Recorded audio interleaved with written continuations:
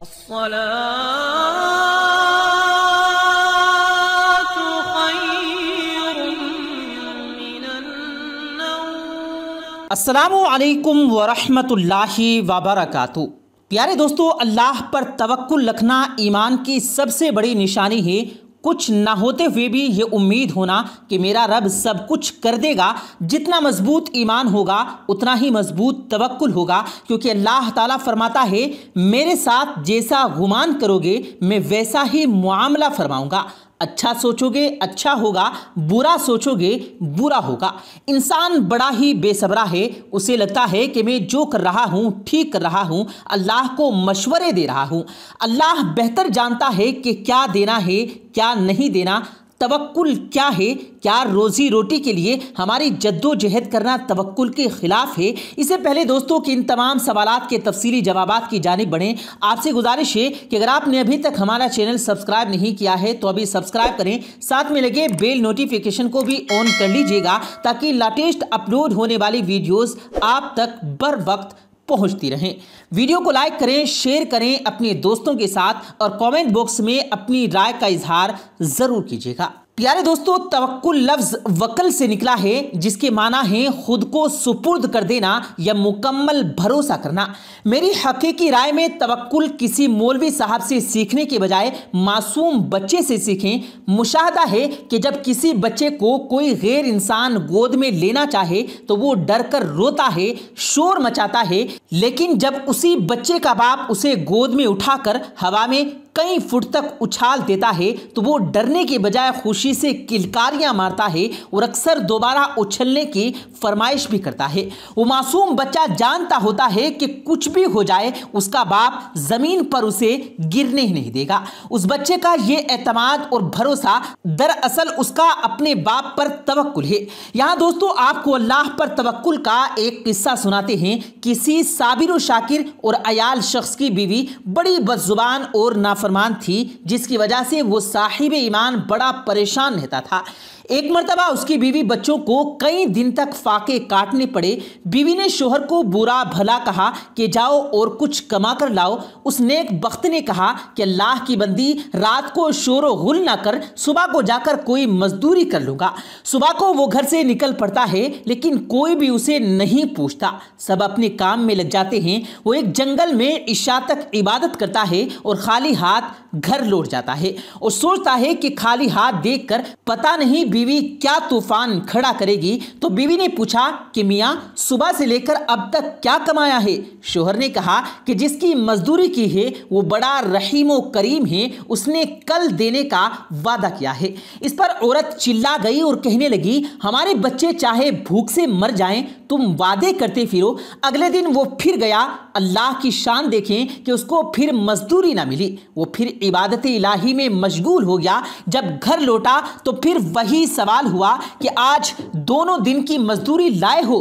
اس نے کہا کہ اس نے کل دینے کا وعدہ کیا ہے۔ یہ سن کر اس کی بیوی آگ بگولا ہو گئی اور کہنے لگی کل تینوں دن کی لے آنا ورنہ گھر نہ آنا، اور اس کو ایک تھیلی دیتی ہے۔ وہ پھر سے اللہ کے کسی معجزے اور روزی کی تلاش میں گیا۔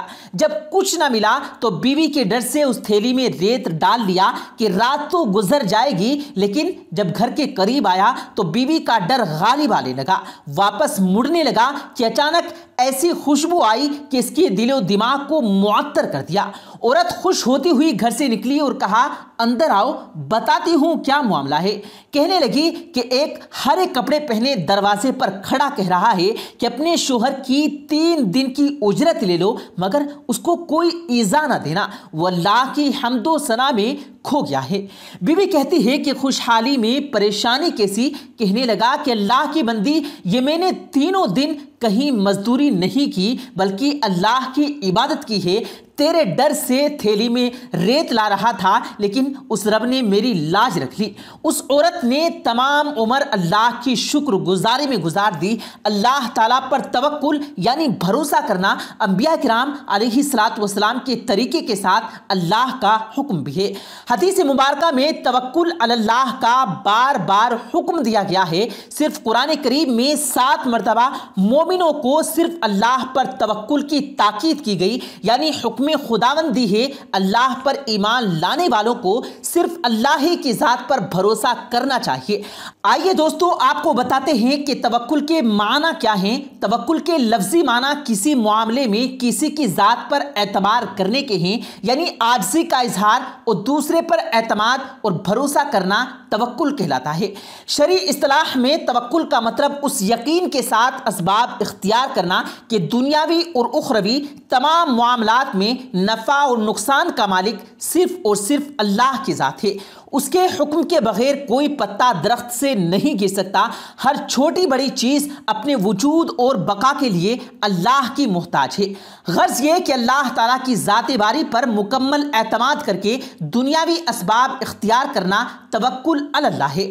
اگر کوئی شخص بیمار ہو جائے تو اسے مرض سے شفا یابی کے لیے دوا کا استعمال تو کرنا ہی ہے، لیکن اس یقین کے ساتھ کہ جب تک اللہ شفا نہیں دے گا دوا اثر نہیں کر سکتی۔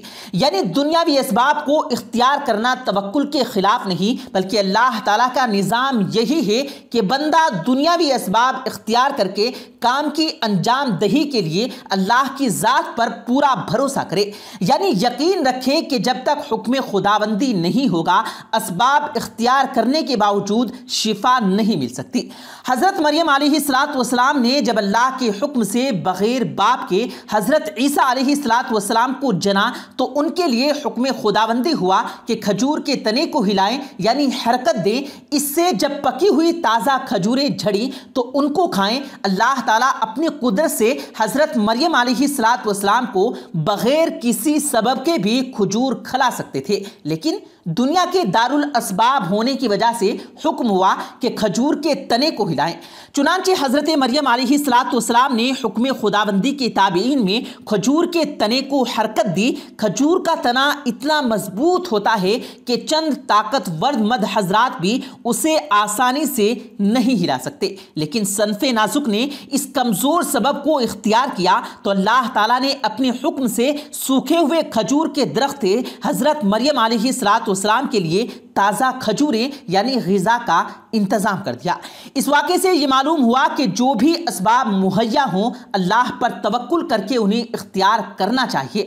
اسباب تو ہمیں اختیار کرنے چاہیے، لیکن ہمارا بھروسہ اللہ کی ذات پر ہونا چاہیے کہ وہ اسباب کے بغیر بھی چیز کو وجود میں لا سکتا ہے، اور اسباب کی موجودگی کے باوجود اس کے حکم کے بغیر کوئی بھی چیز وجود میں نہیں آ سکتی۔ حضرت ابراہیم علیہ السلام کو جلتی ہوئی آگ میں ڈالا گیا۔ جلانے کے سارے اسباب موجود تھے، لیکن حکم خداوندی ہوا کہ آگ ابراہیم علیہ السلام کے لیے سلامتی والی بن جائے، تو آگ نے انہیں کوئی بھی نقصان نہیں پہنچایا، بلکہ وہ آگ جو دوسروں کو جلا دیتی حضرت ابراہیم علیہ السلام کے لیے ٹھنڈی اور سلامتی کا سبب بن گئی۔ اسی طرح حضرت اسماعیل علیہ السلام کی گردن پر طاقت کے ساتھ تیز چھری چلائی گئی، مگر چھری بھی کاٹنے میں اللہ کی حکم کی محتاج ہوتی ہے۔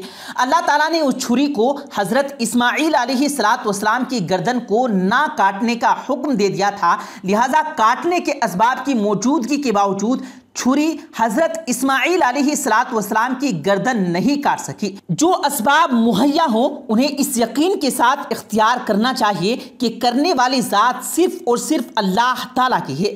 حضرت ایوب علیہ السلام نے جب اپنی طویل بیماری کے بعد اللہ تعالیٰ سے شفا یابی کے لیے دعا فرمائی تو اللہ تعالیٰ نے حضرت ایوب علیہ السلام کو حکم دیا کہ وہ اپنے پیر کو زمین پر مارے۔ اب غور کرنے کی بات ہے کہ کیا ایک شخص کا زمین پر پیر مارنا اس کے 20 سال کی بیماری کی علاج کا سبب ہے؟ نہیں نا، لیکن انہوں نے اللہ کے حکم سے یہ کمزور سبب اختیار کیا، جس کی وجہ سے اللہ تعالیٰ نے اپنی قدرت کی وجہ سے ان کے زمین پر پیر مارنے سے پانی کا ایسا چشمہ جاری کر دیا جس سے غسل کرنے پر حضرت ایوب علیہ السلام کے 20 سال کی جسم کی بیماری مکمل طور پر ختم ہو گئی۔